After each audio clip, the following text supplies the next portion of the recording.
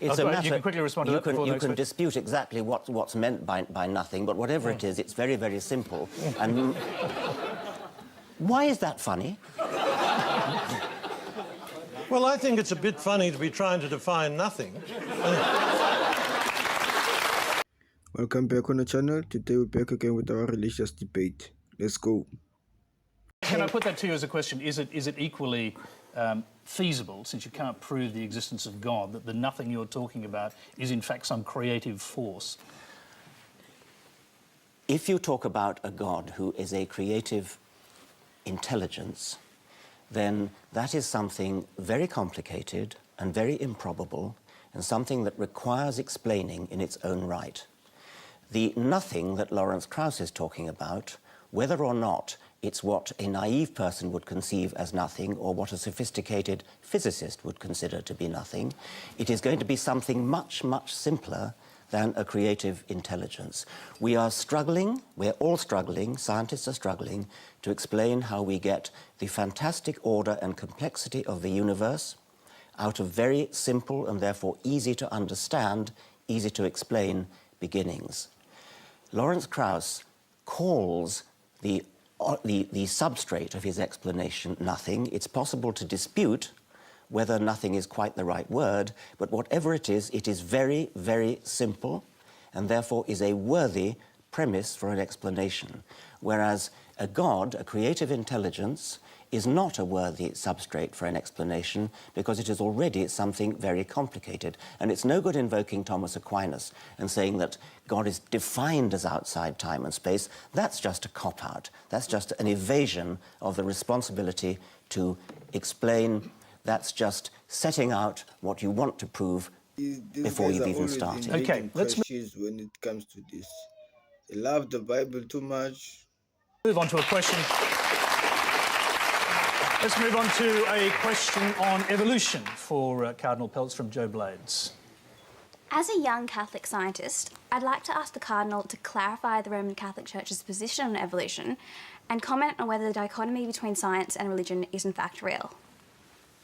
Well, science and religion are two different activities, and in the Catholic Church, you can believe to some extent what you like about evolution. I think Darwin made a great contribution. I remember talking with Julius Kornberg, a very distinguished biologist, and he's worked with ants for years. And he said, you know, he's managed to change them by changing the conditions. But there are a number of things that evolution doesn't explain. Darwin realised that. Darwin was a theist because he said he couldn't believe that the immense cosmos and all the beautiful things in the world came about either by chance or out of necessity. He said, I have to be ranked as a theist. Now, that's just not true. Excuse me, it's plain not true. It's on page 92 of his autobiography. Go and have a look. Humans, you accept that humans evolved from non-humans. So let me put this to you as a question. At what point in this evolutionary scale was a soul imparted to the humans from God? Look, a soul isn't... it's not like putting a spot of gin in a tonic. The soul is the principle of life. So whenever there was a principle of life that could question, that could be open to awe, that was able to communicate, then we had the first human. Now, we believe that the first humans developed in South Africa. Yeah, that's what I thought. I'm sure a lot of them didn't know this. I'm not quite sure how long ago, and that all humans have developed from that.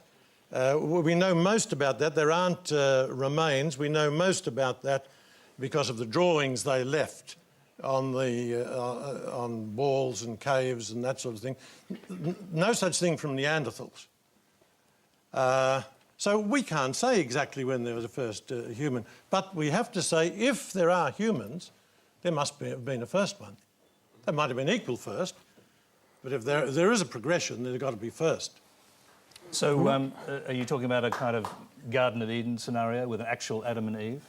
Well, what Adam and Eve are terms, what do they mean? Life and earth.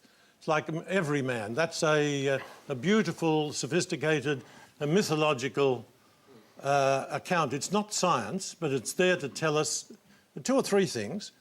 First of all, that God created the world and the universe.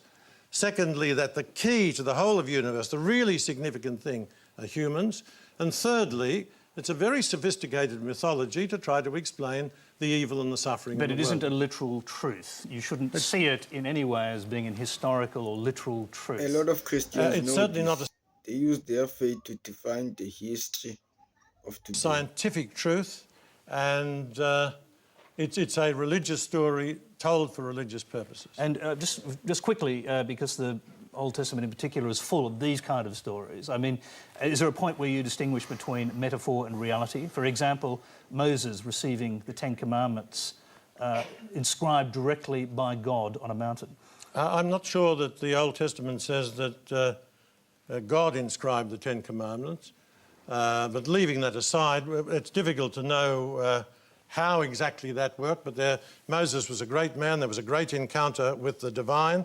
Actually, with Moses, we get the key that enables us to come together with the Greeks with reason, because Moses said, "Who will I tell the Egyptians?" And he said, "Tell that my name is I am who I You can imagine this. am." Okay, And I'm we'll come back going to to bring that. Richard Dawkins back in here, because we've moved from evolution, obviously, to the biblical versions of it. Your response? Well, Where is it I'm from? curious to know Where is it from? if Adam and Eve never existed, where did original sin come from? But I also would like to clarify the point about whether there ever was a first human. That's a rather difficult and puzzling question, because we know that the previous species from which we're descended is probably Homo erectus, and before that some sort of Australopithecine. But there never was a last Homo erectus who gave birth to the first Homo sapiens. Every creature ever born belonged to the same species as its parents. The process of evolution is so gradual that you can never say, aha, now suddenly we have the first human. It was always a case of just a slightly different from the previous generation. That's a scientific point, which I think is quite interesting. I'm not sure if it has theological significance, except that I think successive popes have tried to suggest that the soul did indeed get added, rather like gin to tonic, at some particular point during evolution. At some point in evolution, there was no soul, and then later there was one. So it is quite an interesting question to ask. Now we have rather a good That was fossil Richard record from Dawkins Africa. and George PeLL. Are you a religious thinker or a logic thinker? Tell me on the comments. Let's go.